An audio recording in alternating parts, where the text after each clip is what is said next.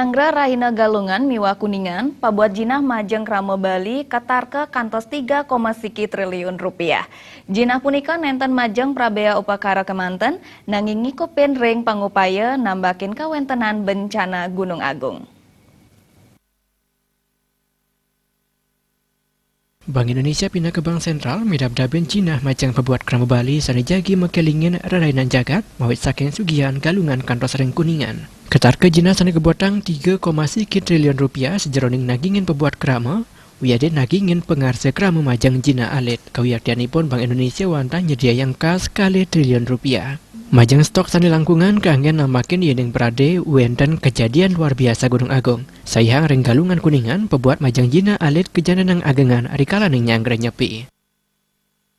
Kan pecahan uang kecil untuk para masyarakat akan melakukan galungan dan Kuningan.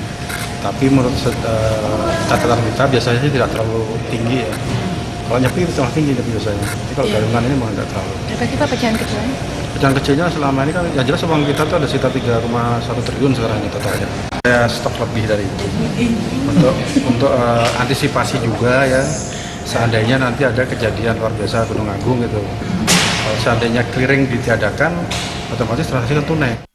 Nagingin pebuat keramu nyangre rerainan kelasan yang melerapan antuk ngelasan yang kas keliling ring samian kabupaten kota pemekas ring pasar tradisional melerapan antuk ngican ayayan Majeng keramu sanang mupi kayun nukarang Cina alit.